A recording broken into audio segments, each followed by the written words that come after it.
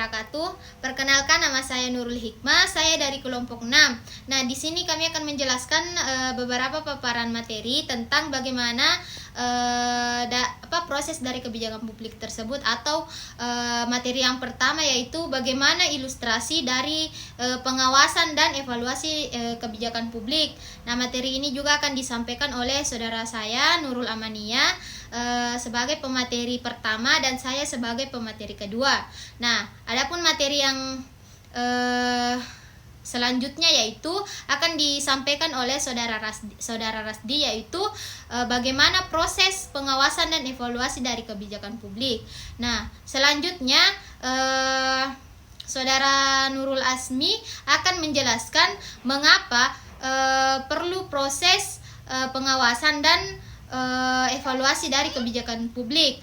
Nah, yang terakhir yaitu saudara Retno akan menjelaskan siapa yang termasuk atau lembaga apa yang melakukan pengawasan dan evaluasi dari kebijakan publik. Nah, langsung saja untuk mengefisienkan waktu, saya persilakan kepada pemateri pertama yaitu saudari Nurul Amania. Perkenalkan, nama saya Nurul Amania dari kelompok 6 dengan NIM 2220203874235066. Nah, di sini saya akan menjelaskan terkait dengan ilustrasi pengawasan dan evaluasi kebijakan publik. Bisa digambarkan melalui sebuah proses yang melibatkan berbagai elemen dan aktivitas pemantauan serta penilaian efektivitas kebijakan. Nah, terdapat 4 proses. Adapun yang pertama yaitu proses pemantauan. Nah, proses ini berfungsi untuk memeriksa pelaksanaan kebijakan secara berkala. Ilustrasi pengawasan bisa digambarkan seperti mata atau kamera yang terus mengawasi jalannya kebijakan. Nah, dalam tahap ini, informasi dikumpulkan untuk memastikan apakah kebijakan dilaksanakan sesuai dengan rencana dan pedoman yang sudah ditetapkan. Adapun proses yang kedua yaitu proses pengukuran kinerja. Nah, setelah proses pemantauan, tahap pengukuran kinerja dapat divisualisasikan sebagai grafik atau diagram batang yang menunjukkan capaian-capaian kebijakan berdasarkan indikator yang telah ditentukan. Nah, proses ini termasuk hasil yang ingin dicapai dan perbandingan antara target dengan realisasi. Mungkin itu saja yang dapat saya jelaskan. Selanjutnya akan dilanjutkan dengan saudari Nurul Hikmah. Sekian, wassalamualaikum warahmatullahi wabarakatuh.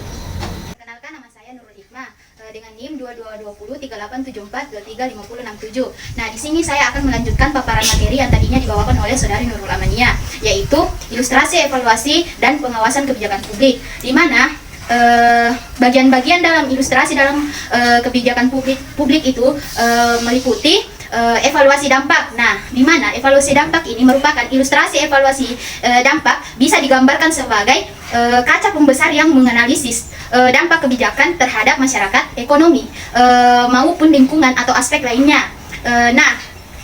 Selanjutnya, evaluasi ini melihat sejauh mana kebijakan memberikan hasil yang diharapkan dan memberikan dampak positif pada saat tujuan awal. Nah, selanjutnya yang terakhir yaitu pelaporan dan rekomendasi. Nah, di mana dalam pelaporan dan rekomendasi ini hasil pengawasan dan evaluasi diilustrasikan dengan laporan yang menunjukkan temuan dan rekomendasi rekomendasi perbaikan, di mana diagram atau padah yang menunjukkan alur baik ke tahap perencanaan kebijakan bisa memperlihatkan bagaimana hasil dari evaluasi dan pengawasan kebijakan publik tersebut. Demikian materi yang sempat saya sampaikan. Wassalamualaikum warahmatullahi wabarakatuh. Adapun pengawasan dan evaluasi kebijakan publik dilakukan untuk memastikan bahwa kebijakan yang diterapkan berjalan efektif, efisien, dan sesuai dengan tujuan yang telah ditetapkan. Berikut ada beberapa faktor yang menyebabkan perlunya pengawasan dan evaluasi dalam kebijakan publik. Yang pertama, memastikan efektivitas kebijakan. Yang kedua, efisiensi penggunaan sumber daya. Dan yang ketiga, menilai dampak kebijakan. Dan yang keempat, identifikasi hambatan dan kendala. Kelima, transparansi dan akuntabilitas. Keenam, perbaikan kebijakan. Dan yang ketujuh, meningkatkan partisipasi publik. Perkenalkan, nama saya Rasdi, saya dari kelompok 6. Saya akan bicara terkait dengan proses pengawasan dan evaluasi kebijakan publik. Yang mana proses pengawasan kebijakan publik itu meliputi beberapa hal, diantaranya yang pertama itu penetapan indikator dan kriteria evaluasi. Ini mengenai tahap awal dan melibatkan penetapan indikator kinerja yang akan digunakan untuk menilai kebijakan tersebut. Yang kedua, pengumpulan data. Pengawasan evaluasi memerlukan pengumpulan data yang akurat dan lengkap. Data bisa dikumpulkan melalui survei, wawancara, dan observasi. Yang ketiga, analisis data. Data yang terkumpul dianalisis untuk memahami dampak kebijakan terhadap sasaran yang dituju. Analisis ini bisa menggunakan metode kuantitatif, kualitatif, dan lain sebagainya. Yang keempat, penilaian dan penafsir hasil. Hasil dari analisis data kemudian ditafsir berdasarkan indikator dan kriteria yang telah ditetapkan sebelumnya. Pada tahap ini, evaluasi bertujuan melihat apakah kebijakan mencapai hasil yang diharapkan dan maksimal. Yang kelima, penyusunan rekomendasi. Berdasarkan penilaian yang dilakukan, tim evaluasi merumuskan rekomendasi untuk memperbaiki kebijakan. Rekomendasi kebijakan bisa berupa penyesuaian kebijakan, perbaikan implementasi, atau perombakan kebijakan strategi. Kebijakan. Sekian, itu dari singkatnya. Sekian, wassalamualaikum warahmatullahi wabarakatuh. Assalamualaikum warahmatullahi wabarakatuh. Perkenalkan, nama saya Retno, NIM 222020381, Materi saya adalah pengawasan dan evaluasi kebijakan publik melibatkan berbagai pihak untuk memastikan kebijakan yang diterapkan berjalan sesuai dengan tujuan dan memberikan dampak yang diharapkan. Yaitu pertama ada lembaga legislatif atau DPR DPRD. Mereka memiliki fungsi pengawasan terhadap jalannya kebijakan yang dibuat oleh pemerintah atau eksekutif.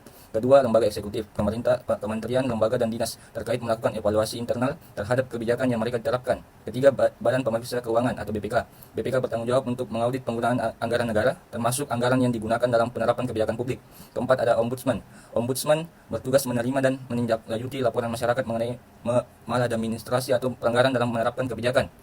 5. Badan Pengawasan Keuangan dan Pembangunan atau BPKP memiliki tugas untuk melakukan pengawasan internal pemerintah. 6. Akademisi dan peneliti. Akademisi sering melakukan penelitian independen terhadap dampak kebijakan publik. 7. Lembaga Swadaya Masyarakat atau LSM. Banyak LSM yang fokus dalam pemantauan dan evaluasi kebijakan tertentu seperti kebijakan lingkungan, hak asasi manusia dan pendidikan. 8. Masyarakat dan media. Masyarakat dan media berperan dalam memberikan masukan dan menyampaikan keluhan atau dukungan terkait kebijakan publik. Keterlibatan berbagai pihak ini penting agar pengawasan dan evaluasi kebijakan publik berjalan secara objektif dan transparan, sehingga kebijakan yang dibuat dapat memberikan manfaat yang maksimal bagi masyarakat.